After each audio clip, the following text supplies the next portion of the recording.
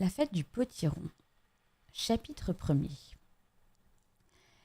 Mrs. Ariadne Oliver avait offert d'accompagner son amie Judith Butler, chez laquelle elle passait quelques jours pour préparer une fête enfantine qui devait se dérouler dans la soirée. Pour l'heure, la salle où aurait lieu la réception était envahie par un essaim de femmes affairées qui allaient et venaient portant des chaises, des petites tables, des vases fleuris et des potirons jaunes qu'elle plaçait dans les coins soigneusement choisis où ils seraient en évidence. On s'apprêtait à fêter la veille de la Toussaint et l'âge des invités variait entre 10 et 17 ans. Mrs. Oliver se détacha du groupe en effervescence et s'adossa à une cloison laissée libre pour contempler un potiron énorme dont elle ne savait que faire. Rejetant une mèche grise sur son front proéminent, elle s'exclama : « La dernière fois que j'ai vu de pareils fruits, c'était l'année dernière aux États-Unis. Il y en avait partout. Je dois d'ailleurs avouer que je n'ai jamais su discerner la différence entre un potiron et une courge. Quelqu'un pourrait-il m'éclairer là-dessus ? » « Je vous demande pardon, ma chère ?» l'interrompit Mrs. Butler en butant contre son amie. Mrs. Oliver s'effaça. « C'est de ma faute. Au lieu de me rendre utile, je gêne tout le monde. » Cependant, elle reprit, imperturbable. « Oui, je dois dire que j'en garde un souvenir inoubliable. Chaque maison et chaque magasin exposait ses cucurbitacées accrochées au plafond ou vidées et éclairées de l'intérieur. C'est très impressionnant. Cependant, là-bas, ce n'est pas pour la Toussaint que l'on décore de cette façon les rues et les maisons, mais pour le jour d'action de grâce qui tombe à la fin de novembre, je crois. » Les travailleuses heurtant Mrs. Oliver au passage étaient trop occupées pour écouter son babillage. L'assistance se composait surtout de mères auxquelles s'étaient jointes une ou deux vieilles filles obligeantes. Les garçons de 16 ans à 17 ans se rendaient utiles en grimpant aux échelles ou sur des chaises pour suspendre les décorations, les potirons et les boules de verre aux couleurs gaies. Les jeunes filles se tenaient à l'écart et riaient sottement. Mrs. Oliver se laissa tomber sur un sofa et reprit son monologue. « Voyons, qu'est-ce qui vient après la fête des morts ?» Personne ne lui répondit. Mrs. Drake, une belle femme d'entre-deux âges qui offrait la soirée, déclara : « J'ai décidé d'appeler cette réception qui, en fait, commémore la veille de la Toussaint, la soirée des plus de 11 ans, car elle doit surtout réunir les enfants qui, cette année, terminent leurs études au Elm pour partir vers d'autres collèges. » Ajustant son pince-nez, Miss Whittaker, professeure au Elm, collège local, crut bon de relever. « Ce n'est pas tout à fait exact, Rowena. Rappelez-vous, nous avons supprimé les plus de 11 ans depuis quelque temps. » À ce moment, Mrs. Oliver se redressa et promena son regard alentour. « Que puis-je faire pour me rendre utile ? Quelle jolie pomme vous avez là !» s'exclama-t-elle en fixant avec envie une coupe pleine de fruits rouges que l'on apportait. « Elles ne sont pas très bonnes, » avoua Rowena Drake, « mais elles donneront une note gaie à la soirée. Je les réserve pour le jeu qui consiste à les pêcher avec les dents dans un seau rempli d'eau. Elles sont tendres et les joueurs n'auront pas de mal à les mordre. Voulez-vous les porter dans la bibliothèque, Béatrice ? Le tapis est usé et ne craindra pas les flaques qui ne manqueront pas de se répandre autour du récipient. Vous vous en chargez, Joyce ? Merci.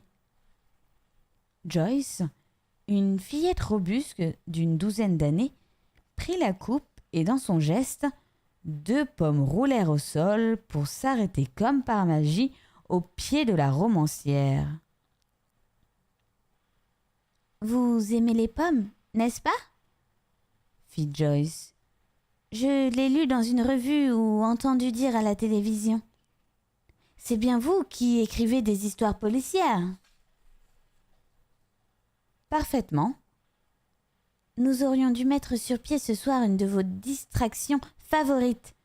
Par exemple, vous chargez de meurtre en scène en crime et demandez aux invités de le résoudre. » « Non, merci. Plus jamais. »« Que voulez-vous dire par cela ?»« Eh bien, je me suis prêté une fois à ce jeu, mais je n'y ai pas obtenu le succès escompté. » « Cependant, insista Joyce, vous avez écrit beaucoup de livres et cela vous rapporte sans doute pas mal. »« Peut-être, » répondit l'écrivain, additionnant mentalement le montant de ses impôts. « Et vous avez créé un personnage finlandais, un détective. » Mrs. Oliver admit le fait. Un garçon flegmatique demanda « Pourquoi un Finlandais ?»« Ma foi, je ne sais pas. » Mrs. Hargreaves, la femme de l'organiste, entra essoufflée avec un seau en plastique vert. « Cela ferait-il l'affaire pour le jeu des pommes ?» L'assistante du médecin, Miss Lee, intervint. Un récipient galvanisé conviendrait mieux. Les enfants le renverseraient moins facilement. Bien. Tenez, Rowena, j'ai aussi apporté un panier de pommes. Mettez-le dans la bibliothèque avec les autres. Voulez-vous ? Je vais vous aider, proposa Mrs. Oliver. Elle ramassa les 2 pommes tombées à ses pieds et machinalement emporta une à sa bouche pour y mordre à belles dents. Mrs. Drake lui retira la seconde pomme qu'elle replaça parmi les autres. Dans un coin de la salle, une conversation éclata bruyamment. « Oui, mais où installerons-nous le jeu du Spank Dragon ?»« La bibliothèque serait ce qu'il y aurait de mieux. C'est la pièce la plus sombre. »« Non, je préfère la salle à manger, » protesta Mrs. Drake. « Nous protégerons la table avec une nappe de feutre et un tapis de caoutchouc. »« Et le jeu des miroirs ? Est-il vrai que la réflexion nous révélera le visage de notre futur mari ?» Tout en continuant à grignoter sa pomme, Mrs. Oliver enleva ses chaussures et se laissa retomber sur le sofa. Elle jugea l'assemblée d'un coup d'œil objectif et se demanda comment elle s'y prendrait s'il lui fallait écrire un livre sur les personnes présentes. Des ans charmants, mais qui sait, dans un sens, il lui plaisait assez de ne rien connaître d'eux. Tous vivaient à Wood Lane Common et Judith lui avait fourni quelques détails concernant l'un et l'autre. Par exemple, Miss Johnson était parente avec le vicaire. Non, elle était la sœur de l'organiste. Rowena Drake passait pour quelqu'un d'important dans le village et elle y faisait, paraît-il, plus ou moins la loi. Des enfants, elle ignorait tout, sauf leurs prénoms. Il y avait Nan, Béatrice, Cathy, Diana et Joyce, la fillette qui lui avait parlé. Cette petite semblait très contente d'elle et posait beaucoup de questions. Mrs. Oliver la trouvait antipathique. Une grande fille assez pain-bêche, Anne, faisait bande à part avec 2 adolescents qui donnaient l'impression d'avoir récemment livré leur chevelure à des expériences désastreuses. Un garçon, chétif et timide, surgit, essouffli, et tendit quelques miroirs à Mrs. Drake. « Maman vous les envoie en espérant qu'ils feront l'affaire. »« Merci, Eddie. » Anne protesta. « Ce ne sont que des miroirs de poche ordinaires. Pourrons-nous vraiment y voir le visage de notre futur mari ? » « Certaines d'entre vous y réussiront, d'autres pas, » répliqua Judith Butler. « J'ai lu un de vos livres, » fit Anne à l'adresse de Mrs. Oliver. « The Dying Goldfish, ce n'était pas mal du tout. » Joyce intervint aussitôt. « Moi, il ne m'a pas plu. Il n'y avait pas assez de sang. J'aime les crimes sanglants. » Mrs. Oliver hasarda. « Vous ne trouvez pas que cela fait un peu vulgaire ? C'est excitant, au moins. » »« Pas nécessairement. » »« Savez-vous que j'ai eu l'occasion d'assister en spectatrice à un vrai meurtre ? » ?»« Ne dis donc pas de bêtises, Joyce, » coupa Miss Whittaker, l'institutrice. « C'est vrai, je vous le jure !» Cathy regarda sa compagne, les yeux ronds. « Vraiment, Joyce ? Un crime pour de bon ? » ?»« N'écoutez pas ce que vous raconte cette petite sotte !» s'exclama Mrs. Drake. « J'étais présente, je ne vous mens pas !» Un adolescent perché sur une échelle interrompit son travail pour questionner. « Quel genre de meurtre, Joyce ? » ?»« Je ne crois pas un mot de cette histoire-là, » lança Béatrice. La mère de Cathy renchérit. « Elle l'a inventée pour se rendre intéressante. »« C'est faux !» Cathy demanda. « Dans ce cas, pourquoi n'es-tu pas allée prévenir la police ? » ?»« Parce que sur le moment, je ne savais pas qu'un crime se commettait. Ce n'est que bien plus tard que je l'ai réalisé. Une remarque de quelqu'un, il y a 1 mois ou 2, m'a brusquement fait comprendre que j'avais été témoin d'un meurtre. »« Vous voyez bien qu'elle invente, » commenta Anne. « C'est complètement stupide. » Béatrice insista. « Quand ce crime a-t-il eu lieu ? » ?»« Ah, il y a des années. J'étais très jeune à l'époque. »« Qui a tué qui ? » ?»« Je ne vous dirai plus rien, puisque personne ne me croit. » Miss Lee créa une diversion en apportant un seau galvanisé et chacun donna son opinion sur celui des deux, en plastique ou galvanisé, qui conviendrait le mieux pour le jeu des pommes. On se rendit dans la bibliothèque pour choisir l'endroit où devrait se dérouler l'épreuve, et les plus jeunes membres présents insistèrent pour procéder sur le champ à une démonstration. Des têtes furent mouillées, le tapis éclaboussé et des serviettes circulaires pour réparer les dégâts. À la fin, il fut décidé que le seau galvanisé remplirait mieux son rôle que le récipient en plastique trop instable. Mrs. Oliver apporta un nouveau panier de pommes pour remplacer celle qui venait de servir au récent ébat, et elle ne put résister au plaisir de chipper encore un fruit. Alors qu'elle s'apprêtait à y mordre, la voix moqueuse d'Anne s'éleva dans son dos. « Décidément, vous aimez beaucoup les pommes. »« C'est mon péché mignon, je l'avoue. » Puis, gênée par cette accusation publique, Mrs. Oliver battit en retraite vers le hall où elle décida d'aller se rafraîchir le visage et les mains.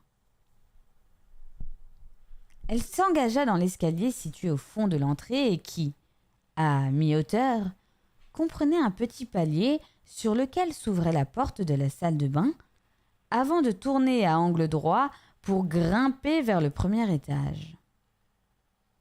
L'entrée de la salle d'eau était bloquée par un couple enlacé qui ne bougea pas à l'approche de l'intruse. Il s'agissait d'un garçon de 17 ans et d'une fillette qui, bien que jeune, avait un corps déjà très épanoui. Vexée de leur sans-gêne, Mrs. Oliver se dit que la nouvelle génération témoignait de peu de considération pour ses aînés, mais elle dut admettre avoir maintes fois entendu cette remarque autour d'elle durant sa propre jeunesse. « Excusez-moi, je voudrais passer. » Le couple s'effaça à contre-cœur. Chapitre 2. Organiser une soirée enfantine exige bien souvent plus de préparation qu'une soirée pour adultes, car si pour les jeunes il faut sans cesse trouver des idées amusantes et nouvelles, on satisfait toujours ses hôtes en présentant une bonne table et un bar bien garni. Cela coûte sans doute plus cher, mais vous vous évitez beaucoup de travail. Ainsi pensait Ariadne Oliver et son amie Judith Butler. « Je me demande comment se préparent les soirées que donnent les adolescents, » fit Judith. « Ma foi, je ne sais pas. »« À mon avis, ce sont les moins compliqués. Les adultes en sont exclus et les jeunes offrent de tout prendre en main. » Tiennent-ils parole ? Pas dans le sens où nous l'entendons. Ils oublient de s'approvisionner en aliments indispensables et achètent des montagnes de mets immangeables auxquels personne ne touche. Ils cassent beaucoup de verres et de vaisselle et ils se trouvent souvent un indésirable. Vous savez, celui qui arrive les poches pleines de drogue qu'il distribue à la ronde sous forme de cigarettes, pilules et de tout ce qui se vend au marché noir. Tout cela est bien déprimant. En tout cas, ne vous inquiétez pas. Cette soirée enfantine sera réussie car on peut avoir confiance en Rowena pour tout organiser à la perfection. La romancière soupira. Je n'ai cependant pas le moindre désir de m'y rendre. Allez vous entendre 1 heure et vous verrez. Lorsque vous serez sur place, vous ne regretterez pas d'être venu. Il est dommage que Miranda ait un peu de fièvre. Elle est tellement déçue de ne pas pouvoir être à la fête, la pauvre enfant. La soirée commença à 7h30 et se déroula très bien, comme l'avait prédit Judith. Les invités furent ponctuels. Tout marcha à merveille parce que tout avait été soigneusement prévu, organisé. Dans le hall, des éclairages bleus et rouges suivaient la montée des escaliers jusqu'à l'étage et partout le fameux potiron jaune suspendu ou posé sur les meubles trônait en vedette. La plupart des jeunes apportèrent des balais décorés qui devaient être présentés en un concours à un jury. Après avoir accueilli son monde, Rowena Drake annonça le programme de la soirée. D'abord, le concours des ballets avec premier, deuxième et troisième prix pour les mieux décorés. Ensuite, découpage du gâteau de farine dans la petite serre. Plus tard, le jeu des pommes dans la bibliothèque où vous trouverez la liste des équipes que j'ai déjà sélectionnées. Ensuite, il y aura de la musique, au cours de laquelle les danseurs, à l'extinction des lumières, changeront de partenaire. Les filles se réuniront dans le petit salon où elles recevront leur miroir avant le souper, suivi du jeu du Snapdragon. Enfin, pour clôturer la fête, la distribution des prix. Comme au début de toute soirée, les jeunes se laissèrent entraîner sans grand enthousiasme.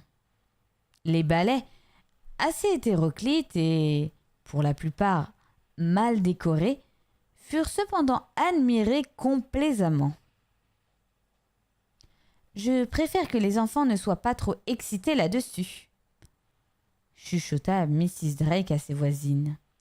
Nous pourrons ainsi favoriser ceux qui n'ont aucune chance d'obtenir d'autres prix au cours de la soirée. Ce n'est pas très juste, Rowena.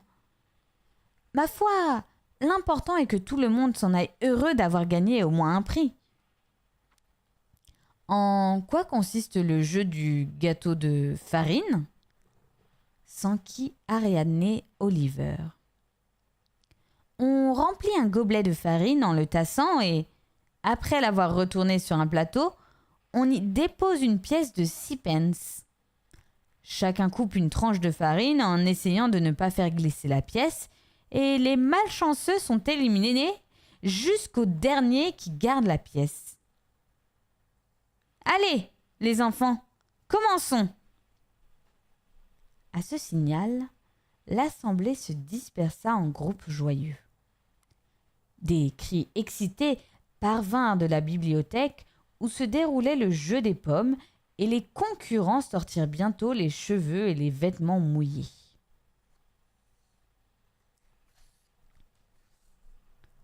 Le jeu le plus aimé des filles était celui des miroirs. Mrs. Goodbody, une femme de ménage du voisinage, s'était proposée comme sorcière. En plus de son nez naturellement crochu qui rejoignait presque son menton, elle prit une voix caverneuse et sinistre pour psalmodier des formules magiques. « Venez, petite. Vous vous appelez Béatrice, n'est-ce pas ? Ah, votre nom est intéressant. Ainsi, vous voulez apprendre comment sera votre futur mari, ma belle. Asseyez-vous ici, juste sous cet éclairage et tenez ce miroir dans vos mains. Lorsque la lumière s'éteindra, vous apercevrez l'homme de votre vie. Il regardera par-dessus votre épaule. Tenez le miroir bien ferme. » Soudain, un éclair jaillit de derrière un paravent et illumina un des panneaux de la pièce, soigneusement choisi, qui se refléta dans le miroir que tenait la fillette tremblante. « Ah, je l'ai vu! Je l'ai vu !» La lumière revint et une photo en couleur collée sur une carte se détacha du plafond pour voltiger lentement et tomber aux pieds de Béatrice qui sauta de joie. « C'est bien lui ! Quelle magnifique barbe rousse encadre son visage !» Elle se précipita vers Mrs. Oliver, sa voisine la plus proche. « Regardez! Ne trouvez-vous pas qu'il est merveilleux ? Il ressemble beaucoup à Eddie Pressweg, le chanteur de pop. » Mrs. Oliver estimait qu'il ressemblait plutôt aux photos qui ornaient trop souvent la première page des quotidiens. La barbe était incontestablement une idée géniale. D'où vient cette reproduction ? Une voisine lui répondit. Rowena a demandé ce service à Nicky, qui, avec son ami Desmond, se passionne pour les travaux photographiques. Avec des copains, ils se sont déguisés, s'affût blanc de perruques, barbe et autres accessoires. Le résultat, comme vous le voyez, rend les filles folles de joie. Je ne puis m'empêcher de penser qu'à l'heure actuelle, les filles sont vraiment bébêtes. Ne l'ont-elles pas toujours été ? Rétorqua Rowena. Après réflexion, Ariadne Oliver dut admettre qu'elle avait sans doute raison. À présent, passons à table, lança Mrs. Drake. Le repas eut un grand succès. Gâteaux décorés de sucre glacé, canapés, crevettes, fromage et fruits confits, les enfants n'en laissèrent rien. Après cette collation, Rowena déclara: Et maintenant, la dernière attraction de la soirée, le Snapdragon. Mais d'abord, suivez tous dans le boudoir pour la distribution des prix. Chacun reçut un petit souvenir et, dans un cri de ralliement, la troupe se précipita à nouveau dans la salle à manger. Les restes du repas avaient disparu. Au milieu de la table recouverte de feutre trônait un plat immense où une montagne de raisins secs flambait dans du cognac. On se pressa, se bousculant pour attraper le plus de fruits encore brûlants. Petit à petit, les flammes bleues disparurent et, le plat vidé, les lumières furent rallumées. La soirée venait de prendre fin. Ce fut un grand succès, remarqua Mrs. Drake, rayonnante. Vous vous êtes donné du mal pour cela. C'est parfait.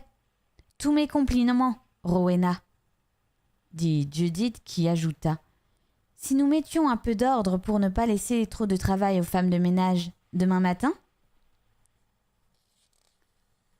Chapitre 3. Dans un appartement londonien, le téléphone sonna. Hercule Poirot s'agita dans son fauteuil.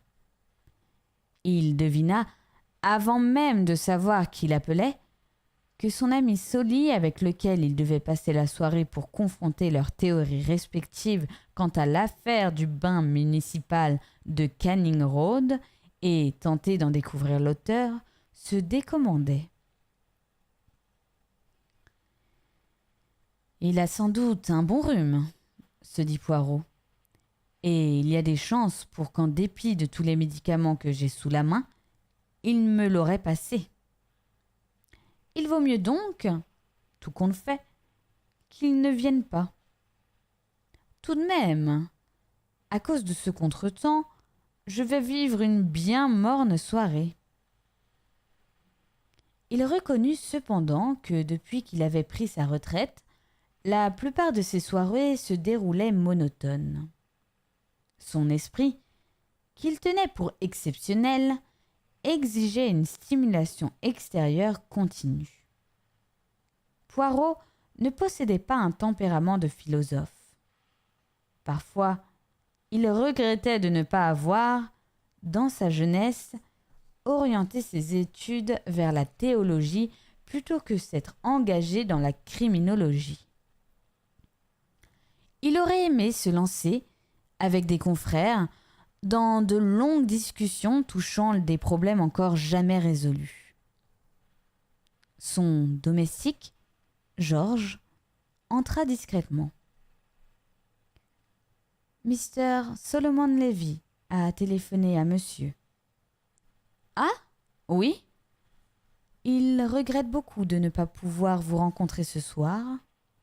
Il est couché avec une mauvaise grippe. » « Il n'a pas la grippe, George, mais seulement un méchant rhume.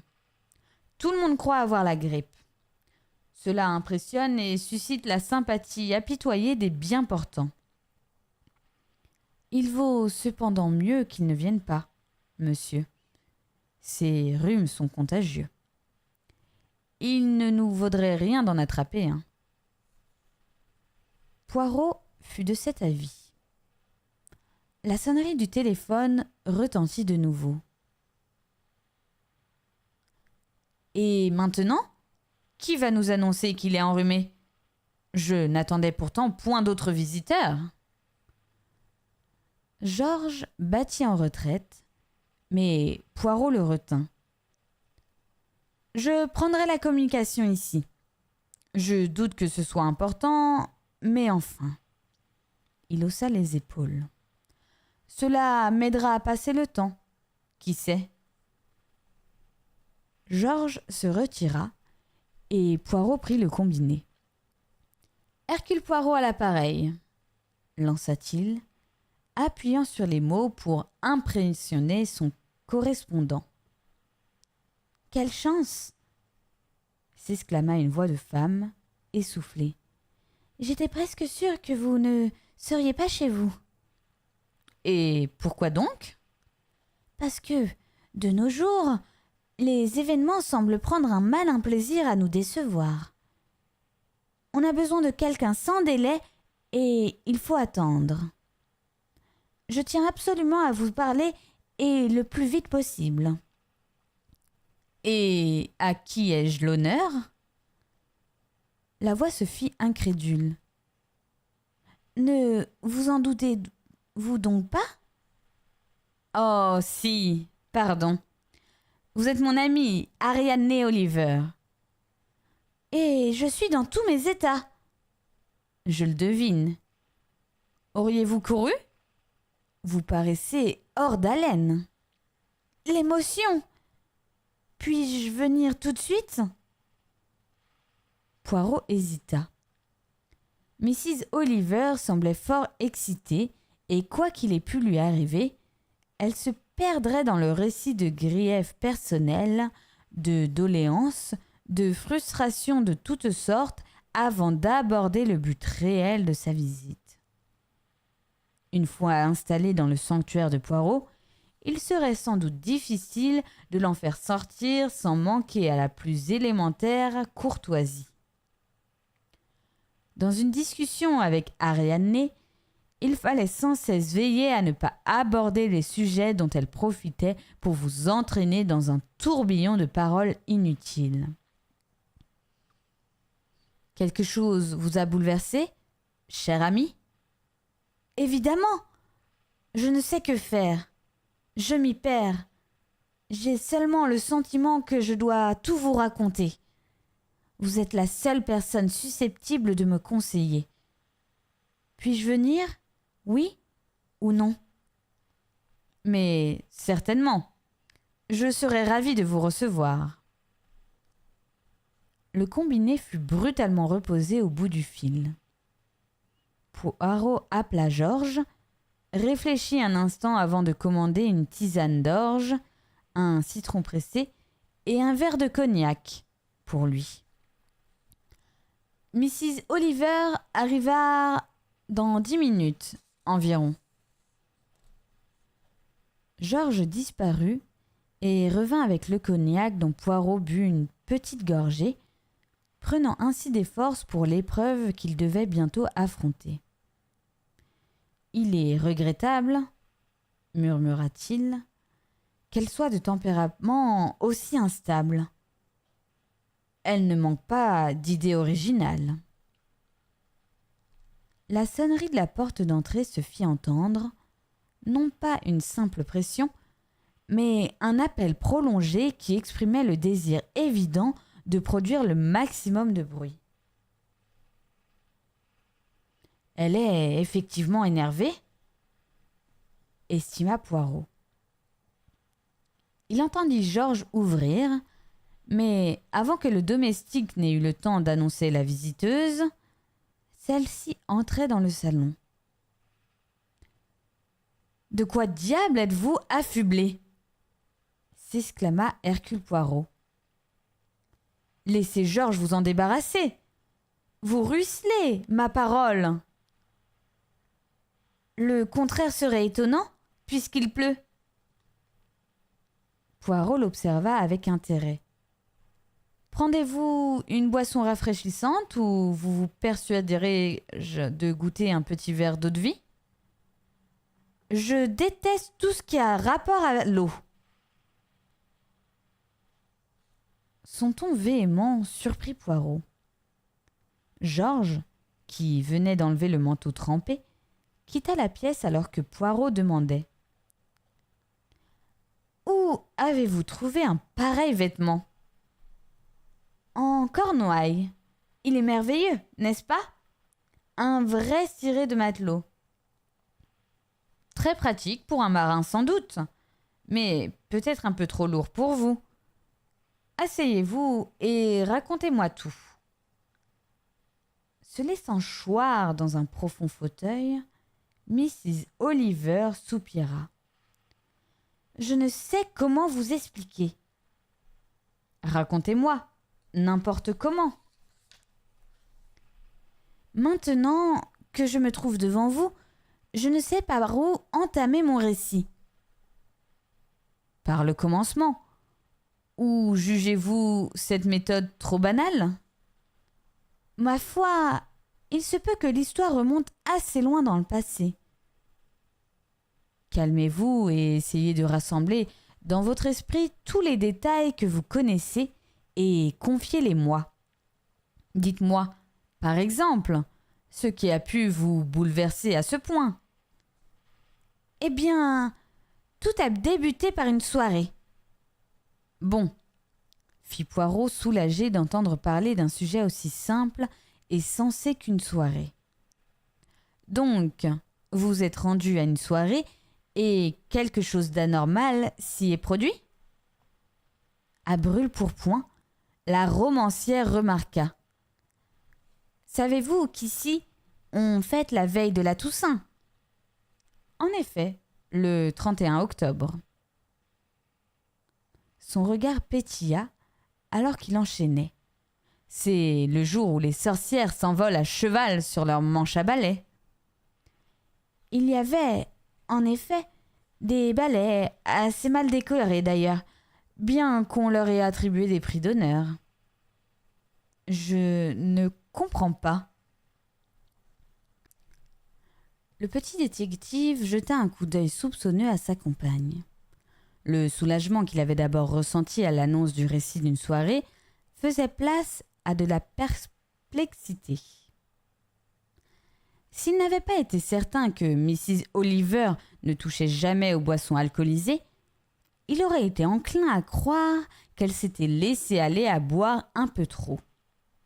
« Une soirée enfantine », précisa Mrs. Oliver, « ou plutôt pour les élèves de la plus de 11 ans. » « Qu'est-ce que cela veut dire ? » C'est une formule qui désigne un examen par lequel on juge de l'aptitude des écoliers de 11 ans.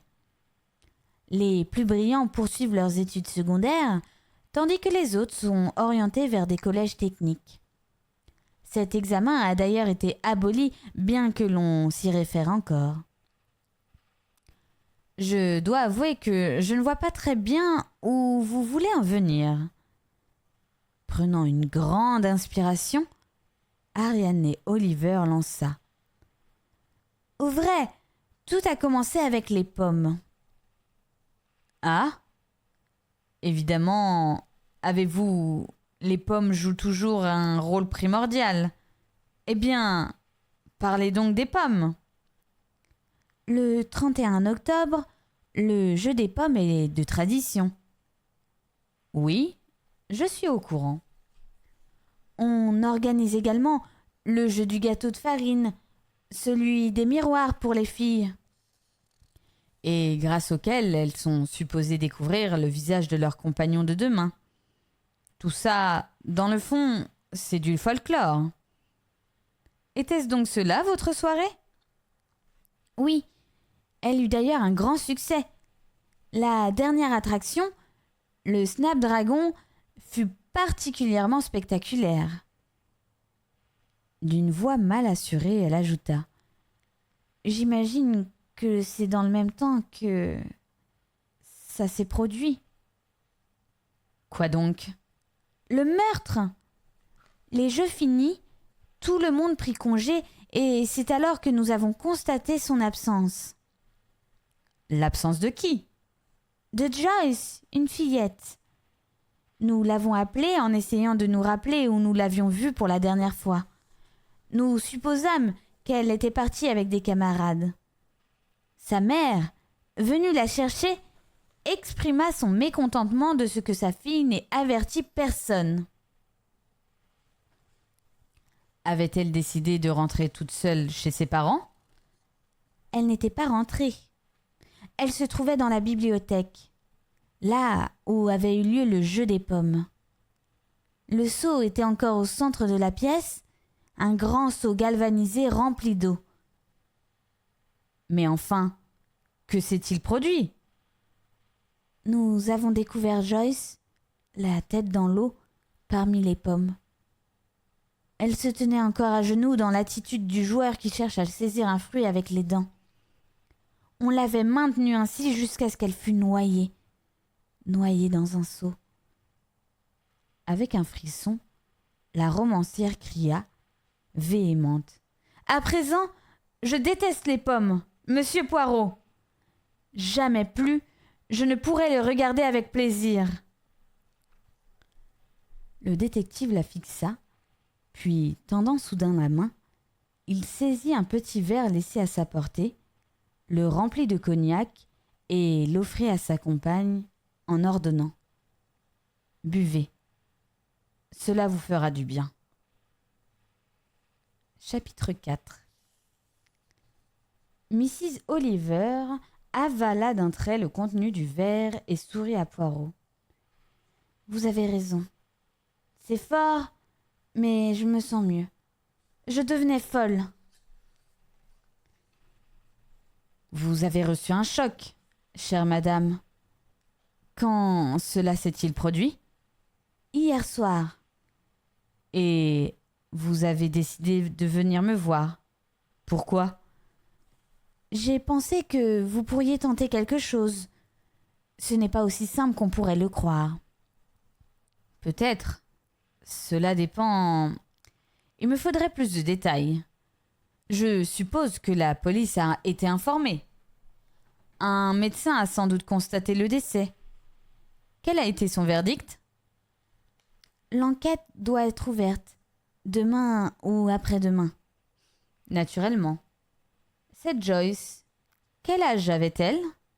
12 ou 13 ans, je ne sais exactement.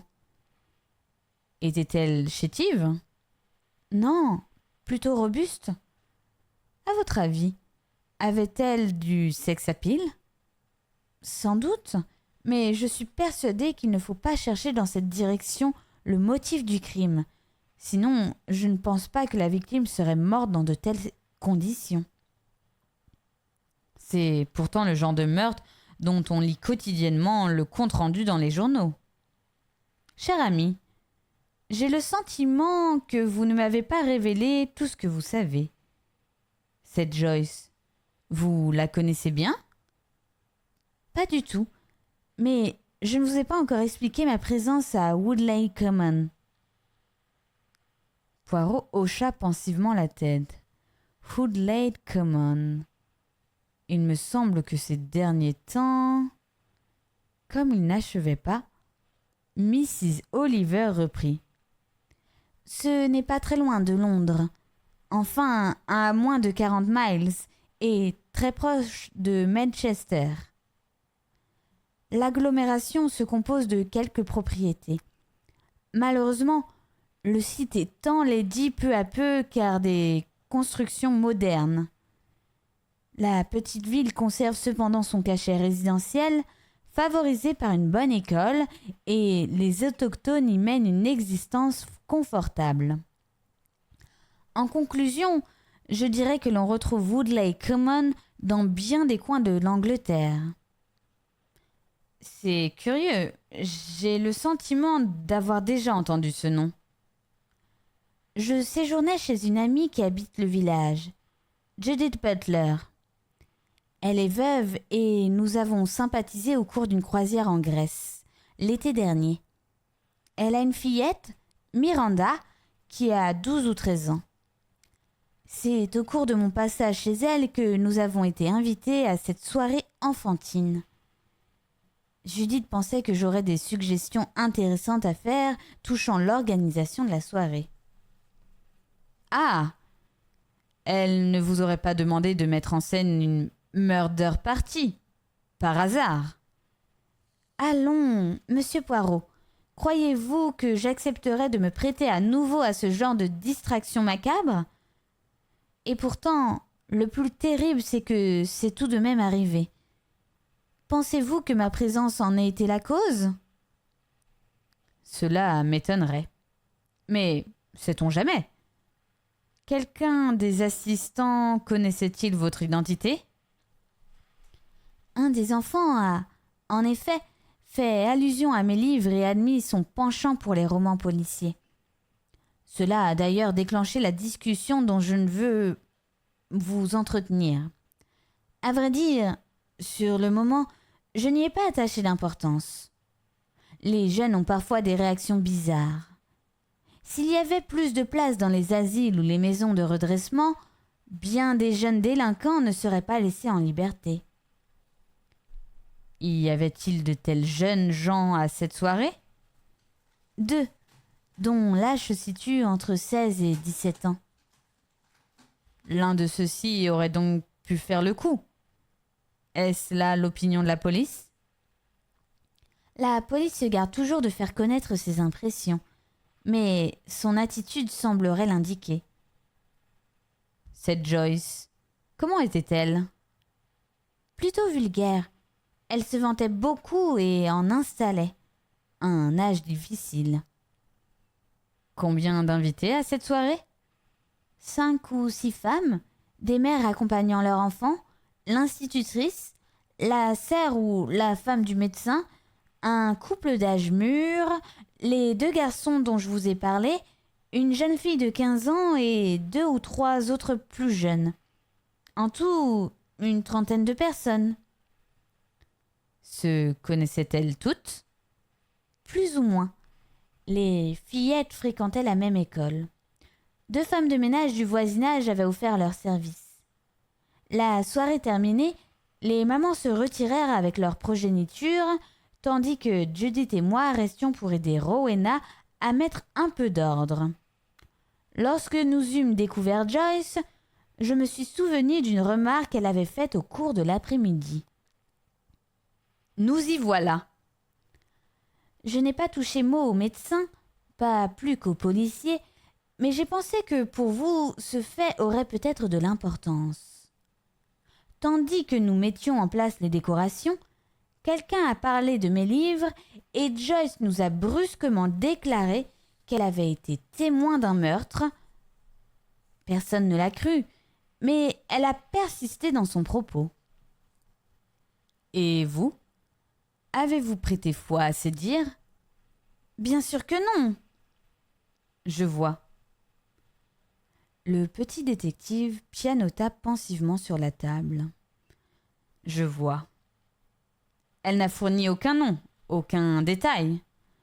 Non, elle s'est entêtée parce que, d'une part, ses compagnes se moquaient d'elle et que, d'autre part, les adultes commençaient à être fatigués de son babillage. À la question « Quand cela s'est-il passé ?», elle a répondu d'un ton vague « Il y a des années ». Intéressant. On lui a demandé pourquoi elle n'avait pas confié ce qu'elle savait à la police, ce à quoi elle a répondu « Parce qu'à l'époque, je ne me doutais pas qu'il s'agissait d'un crime ». Une remarque pour le moins curieuse. Devant l'insistance de son public plus amusé que convaincu, elle répéta plusieurs fois ces paroles et crut bon de préciser. Ce n'est bien que plus tard que j'ai compris. Tout comme nous, je suis sûre que vous ne l'auriez pas cru. Mais lorsque je l'ai vue morte, je me suis demandé si, après tout, son histoire n'était pas véridique. Poirot hocha gravement la tête et, après s'être recueilli un instant, articula lentement. Je vais vous poser une question. Avant d'y répondre, prenez bien le temps d'y réfléchir. Cette petite vous a-t-elle donné l'impression qu'elle avait réellement présente sur le théâtre d'un crime ou bien qu'elle s'était persuadée d'avoir surpris un acte criminel? Sur le moment, j'ai pensé qu'elle se rappelait une altercation entre 2 poivreaux et qu'elle l'enjolivait pour se rendre intéressante, pour intriguer son entourage. Mais maintenant qu'elle a été assassinée, force m'est de conclure qu'elle est morte parce qu'elle était bel et bien été témoin d'un meurtre. Cela supposerait donc qu'une personne présente à la soirée avait été mêlée à ce premier meurtre et a réalisé le danger que les racontars de la fillette pouvaient lui faire courir. Vous ne pensez donc pas que j'ai imaginé tout cela, monsieur Poirot, que je me suis laissé entraîner par mon imagination trop fertile? Omettant de lui répondre directement, Poirot enchaîna. Une fillette a été tuée par un individu assez robuste pour lui maintenir la tête dans un seau rempli d'eau. Un crime répugnant et qui semblerait prouver que l'assassin devait agir vite. Affolé, il a sauté sur la première occasion qui s'offrait à lui. Après un moment de réflexion, Ariadne Oliver précisa. Joyce ne pouvait être au courant de l'identité du meurtrier, sinon elle ne se serait pas exprimée comme elle l'a fait sachant que le criminel l'écoutait. Vous avez parfaitement raison. Elle a vu le crime sans apercevoir le visage du tueur. Il nous faut aller plus loin. Pardonnez-moi, je ne vous suis pas très bien. Il se peut que quelqu'un dans l'assemblée, ayant entendu les paroles de Joyce, ait été au courant du meurtre auquel elle se référait sans pour cela en avoir été l'auteur. Un parent ou un complice, peut-être, et qui a jugé nécessaire de l'éliminer. Oh. Qu'avez-vous? Je viens juste de me rappeler pourquoi ce nom de Woodlade Common me semblait familier. Chapitre 5. Hercule Poirot s'immobilisa, essoufflé, près de la petite barrière blanche livrant accès à la modeste propriété, la Cime des Pins.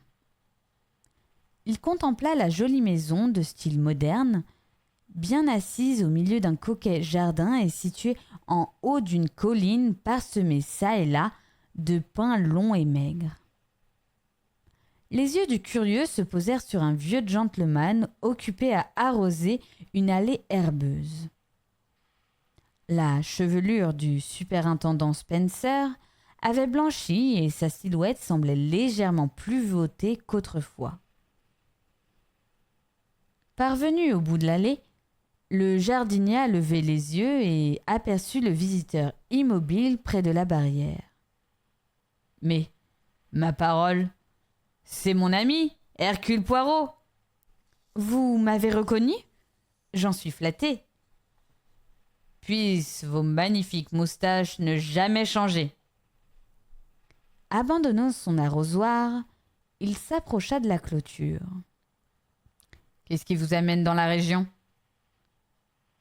Ce qui en montant m'a entraîné en des endroits divers et qui, il y a de cela bien des années, vous a poussé à venir me trouver.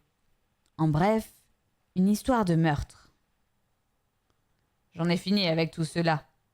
Maintenant, je me contente de faire la chasse aux mauvaises herbes. Vous me surprenez les arrosant d'herbicides. Comment avez-vous réussi à dénicher ma retraite?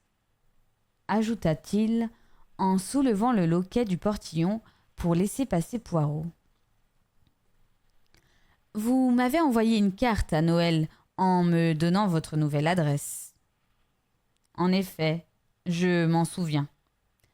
J'avoue que je suis un homme d'autrefois et j'aime rester en contact avec mes anciens collègues. Croyez que j'apprécie cette habitude. Je me fais vieux, Poirot. Moi aussi, mon bon. Je ne vous vois cependant pas beaucoup de cheveux gris. Mon coiffeur veille à me les teindre régulièrement. Qu'est-ce qui vous a poussé à venir vous installer à Woodlade Common? Simplement le désir de tenir compagnie à une de mes sœurs. Veuve, ses enfants mariés et dispersés, elle trouvait sa maison trop grande pour une femme seule. En unissant le montant de nos pensions respectives, nous parvenons à vivre assez confortablement. Venez, nous serons mieux sous la véranda. Spencer conduisit son invité vers une sorte de jardin d'hiver couvert et entouré de hautes vitres. On y avait disposé quelques sièges en rotin et de petites tables. Le soleil automnal éclairait agréablement cette plaisante retraite. Que puis-je vous servir à boire ? Je n'ai malheureusement pas grand-chose, mais je puis tout de même vous offrir de la bière ou demander à Elspeth de vous préparer une tasse de thé. J'ai également du shandy, du Coca-Cola et, si vous aimez le cacao, ma sœur en est friande. Vous êtes très aimable. Je crois que j'opterai pour un shandy. N'est-ce pas un mélange de bière et de gingembre ? Exactement. Spencer disparut dans la maison pour réapparaître bientôt en portant 2 chopes remplies d'un liquide doré et pétillant. Il posa les boissons sur la table et prit place à côté de Poirot. Levant son verre, il annonça : « Je ne boirai pas à mon passé, car j'en ai fini avec le crime et si, comme je le pense, votre présence chez moi est un rapport avec celui qui actuellement bouleverse la quiétude de notre petite ville, je puis vous dire tout de suite que ce genre de meurtre me répugne au plus haut point. » « Je vous comprends. Il s'agit bien de la fillette qu'on a noyée en lui plongeant la tête dans un seau. »« C'est cela. »« Mais pourquoi venez-vous à moi ? » ?»« Qui a été policier restera toujours policier, mon cher Spencer. » »« Il y a si longtemps que j'ai tout laissé tomber. » »« Il vous est cependant encore possible de fourrer discrètement le nez dans une enquête et d'en observer la progression. » »« Peut-être, mais dites-moi, Poirot, vous ne m'avez pas confié ce que vous veniez faire dans cette affaire. Je vous imaginais installé à Londres. Vous l'étiez, à l'époque où nous travaillions ensemble. »« Je vais toujours à Londres et je suis venue ici, c'est à la demande d'une amie, Mrs. Oliver. Vous vous souvenez d'elle ? » Spencer réfléchit un moment avant d'ajouter : « Pardonnez-moi, je crains de l'avoir oubliée. »« Elle écrit des romans policiers. Vous l'avez rencontrée au moment de votre enquête sur le meurtre de Mrs. McGenty. Vous ne pouvez pas ne pas vous souvenir de l'affaire McGenty. Grand Dieu, non ? C'est bien vieux, pourtant. Vous m'aviez d'ailleurs rendu un fameux service à cette occasion. » « J'étais très flattée que vous fassiez appel à moi. »« Ariane Oliver, je me souviens à présent. La femme aux pommes. » Elle était présente à la soirée enfantine. Se serait-elle fixée dans la région ? Non, elle était venue rendre visite à une amie, Mrs. Butler. Celle-là, je la connais. Elle habite non loin de l'église. Une veuve dont le mari était pilote d'aviation. Et il lui reste une petite fille qui est bien mignonne d'ailleurs. Mrs. Butler est belle femme, vous ne trouvez pas ? Je ne l'ai aperçue que quelques minutes, mais je partage en effet votre opinion. Et vous, Poirot, qu'est-ce qui vous a poussé à quitter votre retraite ? Ariane Oliver. Elle a sollicité mon aide. Un léger sourire joua sur les lèvres de Spencer. Au fond, c'est encore la même histoire. Moi aussi, je suis venu vous trouver pour obtenir votre assistance. Mais, franchement, je ne vois pas en quoi je puis vous être utile. Vous pourriez me faire gagner un temps précieux en me renseignant sur les habitants de la ville et en particulier sur ceux qui ont assisté à cette soirée enfantine. Je désire avoir une opinion sur tout et sur tous. Je dois réussir à définir la personnalité de celui ou de celle qui a pu approcher la fillette et la persuader de se prêter au jeu des pommes sans éveiller ses soupçons quant à ses intentions. Je puis déjà affirmer qu'il a facilement gagné sa confiance et donc qu'il ne lui était pas inconnu. J'estime que le crime lui-même a été commis très vite et sans lutte. Une sale affaire. J'agirai de mon mieux pour vous obtenir ce que vous me demandez. Je ne suis malheureusement ici que depuis l'année dernière, mais il y a 3 ans que ma sœur y est fixée. La population n'est pas trop importante, car les jeunes désertent de plus en plus pour émigrer vers les villes. Il nous reste cependant quelques fidèles concitoyens, dont Mrs. Emline, l'institutrice, le docteur Ferguson, ainsi que plusieurs familles bien ancrées. Vous devez connaître les mauvais sujets qui excitent les ragots des ménagères. Il me semble qu'il y a déjà eu, il y a longtemps de cela, une histoire d'un enfant victime d'un maniaque. Mais autant que je sache, rien de semblable ne s'est produit récemment aux environs de Wood Lane Common. Je sais qu'à la soirée qui vous intéresse, se trouvaient 2 garçons que la police a à l'œil. Nicolas Radson, apparemment un bon garçon de 17 ou 18 ans, originaire de l'Est Anglia, il me semble, et qui paraît équilibré, mais qui peut dire... Et Desmond, traité par un psychiatre pour des raisons n'ayant aucun rapport avec votre histoire. Cependant, il n'y a pas de doute, un meurtrier se dissimulait parmi les invités de cette soirée. Toutefois, on peut penser qu'il s'agit d'un étranger, lequel se serait introduit dans la maison sans être remarqué. J'imagine que la porte d'entrée n'était pas verrouillée ou qu'une fenêtre donnant sur l'arrière du bâtiment avait été laissée entr'ouverte. Il reste que je ne vois pas comment il aurait réussi à persuader la fillette de procéder pour lui à une démonstration du jeu de paume. Pour en venir à vous, Poirot, je ne devine pas comment Mrs. Oliver vous a convaincu de prendre l'affaire en main. Elle s'est contentée de me répéter certaines paroles prononcées par la fillette. Celle qui a été tuée ? Intrigué, Spencer se pencha vers Poirot, qui conta à son ami la visite de Mrs. Oliver. Lorsqu'il se tut, le retraité passa pensivement la main sur sa courte moustache.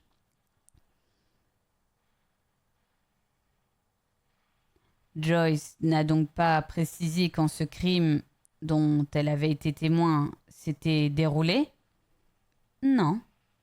D'après ce que vous m'avez rapporté, cette gamine me donne l'impression d'avoir parlé pour chercher à se rendre intéressante, non ? C'est aussi l'impression qu'a éprouvée Mrs. Oliver. Peut-être a-t-elle tout inventé ? Je l'ai pensé un instant. Mais n'oublions pas que, quelques heures plus tard, cette fille a été morte, assassinée. Dès lors, nous sommes presque obligés de croire à la véracité de ces déclarations. Le meurtrier a estimé n'avoir pas de temps à perdre. Évidemment. Je compte sur vous pour m'avoir des tuyaux sur les gens qui y assistaient à la soirée. D'accord. La plupart des voisines sont sûrement au courant. En ce qui concerne la soirée, je suis déjà assez bien renseigné. Il y avait surtout des femmes. Cependant, le docteur Ferguson s'y trouvait, ainsi que le vicaire, et, à part eux, des mères, des tantes, des vieilles filles, 2 professeurs de l'école locale et à peu près une quinzaine d'enfants dont les plus jeunes atteignent à peine leur 11e année. J'imagine que vous pourrez aisément m'indiquer les personnes qui se seraient décommandées à la dernière minute. Ce sera difficile si votre théorie s'avère véridique. Il haussa les sourcils pour poursuivre. En fait, vous ne cherchez plus un maniaque, mais un criminel qui, après avoir réussi son coup, il y a des années, aura eu la désagréable surprise d'apprendre, de la bouche d'une enfant, que son méfait avait eu un témoin. Il m'est impossible de me représenter un de mes concitoyens dans un rôle aussi ignoble. Ce qui m'intrigue, c'est que Joyce n'ait pas fourni plus d'explications sur ce sujet. Serait-il possible que le meurtrier ait conclu avec elle une sorte de marché pour qu'elle tienne sa langue ? Je ne pense pas. D'après les dires de Mrs. Oliver, Joyce n'avait pas pris conscience à l'époque d'avoir assisté à un meurtre. Cela ne tient pas debout, voyons. Croyez-vous ? L'histoire est racontée par une fillette de 12 ou 13 ans, ayant enfoui dans sa mémoire le souvenir d'un crime qui s'est déroulé quelques années auparavant. Elle aura pu voir quelque chose sans en comprendre pleinement la signification. Par exemple, Un accident de voiture dont le chauffeur aurait estropié ou même tué un piéton. Je dois vous confesser que bien des suggestions m'ont été présentées par Mrs. Oliver dont l'imagination ne connaît pas de limite. De toutes ces hypothèses, je retiens que quelque chose, un geste ou une parole imprudente, a pu déclencher les souvenirs de la fillette en l'éclairant sur les circonstances du dit accident. Et vous êtes ici pour enquêter sur des possibilités de ce genre ? Ce serait dans l'intérêt commun, vous ne trouvez pas ? Je vais voir ce que je puis tenter. J'intéresserai Elspeth à notre cause. Ma sœur est presque toujours au courant de ce qui se passe chez les autres.